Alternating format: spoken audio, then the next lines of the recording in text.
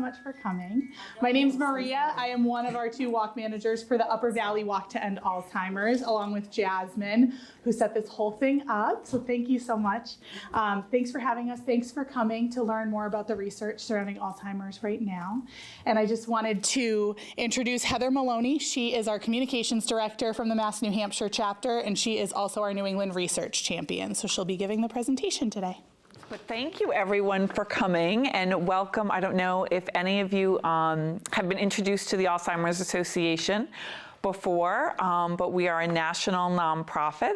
We have offices in New Hampshire and chapters and a chapter in Vermont as well. I actually come from our Mass New Hampshire chapter based in Waltham, Massachusetts. And I just would like to put in a plug for those of you that don't know. We have lots of amazing free resources for families who are either dealing with this issue as a caregiver, as someone living with Alzheimer's or dementia, or certainly people who are just interested in learning more, whether it's about the research that we fund and the research that we do as an organization, our fundraising. We have wonderful programs that are offered at no charge, as well as support groups, both in person and virtually. And so I know Melissa and Joe are both here and would love to talk to you afterwards if that's of any interest to you, or if you'd like to learn more about the resources that we have available. So I am Heather Maloney. Again, I'm the communications director and also the research champion for New England. So I go to lots of different groups and give this presentation. I always give a disclaimer that I am not a researcher or a physician, but I will do my best to answer your questions at the end. And if I can't answer something, then I'm happy to find that answer and follow up with you as well. So Jasmine, if you want to advance the first slide. So the Alzheimer's Association is a worldwide voluntary health organization because we do fund research all over the world. We'll get into that in a little bit. And we're dedicated to Alzheimer's care, support, and research. A lot of people have seen our logo but don't actually know what that symbol represents. And it represents a brain, as you can see, for the support that we give to families and people who are living with Alzheimer's and dementia, and a beaker, which obviously symbolizes the research that we fund all over the world. Our mission is to lead the way to end Alzheimer's and all other dementia, and it's important to note that even though we are called the Alzheimer's Association, we fund research and provide care and support for all forms of dementia. And we'll go into some of those forms in a little bit, but we're not just restricted to Alzheimer's disease, so we have lots of resources available. So we fund research. We're very interested in driving risk reduction and support early detection and provide quality care and support to families. So we're going to talk a little bit about the landscape of Alzheimer's and dementia science and give some highlights in early detection and diagnosis and why that's so important these days, and then talk about the latest in clinical trials. I'm sure you've heard a lot of news about the latest treatments, so we'll go into that, and then certainly how you can learn more or how you can get involved with us. These are just some facts and statistics around Alzheimer's. The Alzheimer's Association publishes sort of an annual report, sort of the state of Alzheimer's in America every March, so these numbers are very recent. But it just gives you a little bit of perspective of how prevalent Alzheimer's disease is in America. Over 6 million Americans, it's actually about 6.7 million, are currently living with Alzheimer's. Alzheimer's disease kills more people than breast cancer and prostate cancer combined, and 1 in 3 seniors will die with Alzheimer's or another form of dementia. It also costs a great deal, both for the person who is living with the disease and also in hours that unpaid caregivers, who are typically friends and family, provide to their loved one as well. Caregivers provide more than 18 billion hours, which is yearly, which is valued at nearly $340 billion. So it's a tremendously expensive disease for the nation as well. And I really like this slide because I think it gives a very good visual representation. A lot of people use the terms dementia and Alzheimer's interchangeably, and they're actually two different things. And I think this gives a great perspective on that. Dementia is the umbrella term that's used to describe a range of symptoms that are associated with cognitive impairment. And then there are several biological diseases that are due to biological causes in the brain that fall under that umbrella. Alzheimer's disease is the most prevalent. It makes up 60 to 80% of dementia cases. But then there are others that you may be familiar with, like vascular dementia, Lewy body dementia, and frontotemporal dementia, which has actually been in the news recently. Bruce Willis recently came out as being diagnosed with frontotemporal dementia. So that's been in the news a little bit more lately. And it's very common to have two or more forms of dementia at the same time as well. Here we go. Yeah, this is the slide. As many of you know, I'm sure Alzheimer's disease is a continuum. We know that at this point, we think that about at least 20 years before symptoms become evident, that there is evidence of plaques and tangles which cause Alzheimer's disease in the brain. So someone will be asymptomatic with no cognitive symptoms present, but may have those biological changes in their brain. Then it typically progresses to MCI, which is mild cognitive impairment. Due to Alzheimer's disease, and that's when you first might start seeing some symptoms, and then it progresses on a continuum from there. And there are a lot of things that may impact risk of cognitive decline leading to dementia. There are the non-modifiable risk factors, the blue ones in the upper left, like age and genetics, that unfortunately we just can't control.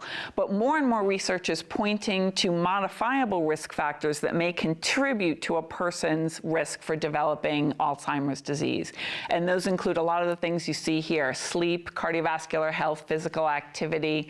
One of the things that we are learning more and more about is what we say is what's good for your heart is good for your brain, that the same things that you do to protect your cardiovascular health, like eating a diet low in fat, cognitive stimulation, and regular exercise also contribute to your brain health. So what's good for your heart is good for your brain. And then there's more and more research coming out around environmental and lifestyle factors. Certainly, we know that seniors who have strong social engagement and are not isolated tend to do better when it comes to Alzheimer's and dementia, both before diagnosis and even after they are diagnosed. That social engagement and social stimulation is still very important. And basically, the research that we're doing, a lot has come out about research around pharmaceutical treatments that are becoming available, but we're doing research into all of these different areas to see where we can combine and look at prevention and then treatment later on as well. Jasmine. So it is an exciting time in research. I'm sure many of you have heard the news, certainly over the last several months, and we're going to get into some of the new treatments that have been coming through the FDA and are awaiting FDA approval. You can go to the next slide, Jasmine. Thanks.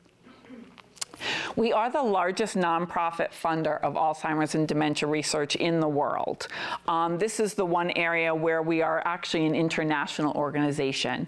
We're currently funding over $310 million in active research grants, so grants that are going on right now, and that's in over almost 1,000 projects in 48 countries, so we're across 6 continents as well. So one of the things we like to say is that at any given moment, there's Alzheimer's research happening somewhere in the world. And one of the things we do to make sure that this research continues is we advocate, both at the state level, in every state in the country, and also at the national level. Today, thanks to our advocacy efforts, Alzheimer's and dementia research funding has risen from just over $500 million, which is not that much when you think about how many people are affected by Alzheimer's, $504 million in 2013, to now 10 years later, we're at $3.7 billion that is invested in Alzheimer's and dementia research from the National Institutes of Health. And every year, we have volunteers and advocates who go to Washington, D.C. to advocate for that number to continue to grow from the NIH each year. And so a little bit about early detection and diagnosis, and it's becoming even more important now because of the treatments that are becoming available. In the past, people didn't think there was really any reason to get a formal diagnosis. What could that do for me? How could that help me? But now with new treatments that are coming to fruition, early detection and diagnosis is more important than ever. An early diagnosis can have many benefits. It can certainly help with understanding the symptoms of the disease and the potential trajectory of the disease for a family and for the person who is living with Alzheimer's. It can certainly help prevent complications and make plans to access care services, especially services from the Alzheimer's Association and other local care services. It allows people to participate in clinical trials if they so choose, because we know how important that is to driving that research to the next step. And it can certainly help with making legal and financial decisions, and at this point, exploring treatment options, which we've never had the opportunity to do before. Jasmine, you're sleeping at the wheel. So this gives you a little bit of the timeline, the history of Alzheimer's treatment. And it's interesting to note, compared to so many other diseases that everyone is familiar with, the treatments for Alzheimer's going back, they really didn't start until the mid-1990s. And up until 2014, they were only treatments that were designed to affect the symptoms of Alzheimer's disease. They did not modify or slow the disease in any way. They just treated the symptoms. And then that changed in 2021, and then again most recently, just a few months ago, with the first two actual treatments that modify the biology of the disease. They actually clear the amyloid that has built up in the brain to affect and slow the process of the disease, which we've never had before. The first one was aducanumab, which is marketed as Aduhelm. And the second one, which is even more successful than the first one, is Leqembi. And that one was just given accelerated approval by the FDA a few months ago, and is waiting for, we expect it to have full FDA approval by July 6th is when they're due to make a decision, and we're very optimistic that it's going to be a favorable decision. Now, one of the things that we struggle with right now is the Centers for Medicare and Medicaid Services has not agreed to cover these drugs for people who are living with Alzheimer's. And that's something that the organization is advocating for on a national basis. We actually had a rally at the CMS office in Boston just last week to encourage them to revisit their decision. We did rallies all across the country, and we're hopeful that with pressure from constituents and pressure from the association, they will revisit that decision and decide to cover Leqembi and other treatments that come through the FDA approval process for people who are living with Alzheimer's. We estimate, just to give you a little perspective, that every day about 2,000 people move from an early stage of Alzheimer's where they would qualify for these treatments into a more advanced stage of Alzheimer's where they wouldn't necessarily qualify for these treatments. So every day, people are losing out on the opportunity to benefit from these treatments. There's a third one in the pipeline that is just going into FDA review, and that's donanemab, and that one is actually showing in its phase 3 clinical trials to be even better than lecanemab. Lecanemab is showing about a 27% slowing in the decline of someone with Alzheimer's, whereas donanemab in their phase 3 clinical trials showed about a 35% slowing of decline. So that's so important in terms of giving people who are diagnosed with this disease more time with their family, more time to make memories, and more time to have a healthy life. But it's interesting because even though all three of these drugs that are most recent target the amyloid in the brain, it's important to know that the Alzheimer's Association is funding research into all different aspects of Alzheimer's disease and all different potential causes. We're not putting all our eggs into that one basket. So we're looking at things like tau, which is another kind of tangle in the brain, misfolded proteins, bioenergetics. I don't even know what bioenergetics are. But we're looking at all of these different aspects of Alzheimer's disease to see what the best possible treatment outcome could be. Can I ask a question? Yeah, of course.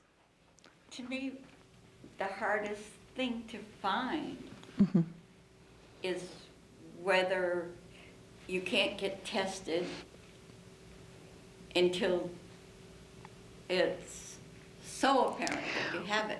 Right, that's definitely one of the challenges. I mean, if it could get diagnosed earlier, treated earlier. Absolutely. One of the things, and we can talk about this a little bit at the end, one of the things, right now, the only definitive diagnosis for Alzheimer's to see the amyloid in the brain is through a spinal tap or through a PET scan, both of which are very expensive and often not covered by insurance. So right now, physicians are relying mostly on cognitive testing, a battery of cognitive tests to make those diagnoses. One of the things that's being studied right now that they think is only a few years away is actually a blood test that would show that you have the presence of amyloid in the brain. So that's definitely, they're looking at all different biomarkers, but the one that scientists seem to be most excited about is that blood test that they're hoping will actually come to fruition and be available in the next couple of years. But that's absolutely, that's so important. Do a blood test. Right, exactly. Then a spinal tap, that's for sure. I'm 80, so I've been on Medicare since I was 65. Absolutely. And you're shut out from so many possibilities unless Absolutely. you do them yourself. Exactly. So we're definitely very hopeful about the blood test because that will make such a difference for so many people. Absolutely. And one of the other big pieces of research and that we're learning more and more about is risk reduction. It's estimated that up to 40% of dementia cases could be prevented or delayed by targeting those modifiable risk factors that we talked about earlier. So things like adding more physical activity, eating a healthy diet, and again, that cognitive stimulation and social stimulation for people as well. And research suggests that combining multiple healthy factors may be the most impactful. So what we really think is probably the future of Alzheimer's treatment is a combination of reducing these risk factors and then pharmaceuticals as well. And that'll be a combination of the two that will really give you the most protection against developing Alzheimer's and then its progression. I wanted to give you just a few resources. This obviously just my talk sort of skims the surface of what's out there for Alzheimer's research and specifically what the association is doing to advance research. So if you are interested in learning more, we have a lot of different resources. Certainly our website goes into great detail around the research that's being funded by the association. Trial Match is really interesting. It gives you the ability to join a clinical trial if you're so inclined. It pulls all of the Alzheimer's and dementia-related research trials from the NIH. They are not all pharmaceutical trials. There are many trials available for healthy participants that are just looking at your lifestyle factors. It may be just answering a few questions on a quiz. So if anyone is interested more in just learning more about clinical trials, I encourage you to look at Trial Match. And then we also have our 24/7 helpline that's available obviously anytime. It's 24/7. It's always answered by a live person, a trained clinician, and you can ask any question, whether it's about care and support or it could be a research question. So certainly feel free to contact the helpline as well. And so, in summary, the Alzheimer's Association is really the global leader in Alzheimer's and dementia science. It is an exciting time in research with these new treatments, and we look forward to the more that are coming into the pipeline, going into FDA review, and will hopefully then be approved so that there'll be a variety for doctors and patients to choose from. But basically, we want everyone to know that there is hope in research, and there's so much progress happening at lightning speed. One of the things we talk about quite a bit is that even just 2 years ago, no one was talking about a treatment for Alzheimer's, and now so much has transpired, and there's so much happening at lightning speed, and thanks in large part to the money that's raised through things like the Walk to End Alzheimer's and the other fundraising events that we do. A lot of that money funnels into research, so we're very grateful for everyone's support in that respect. And that's it. I'm happy to take some questions if anyone has any questions.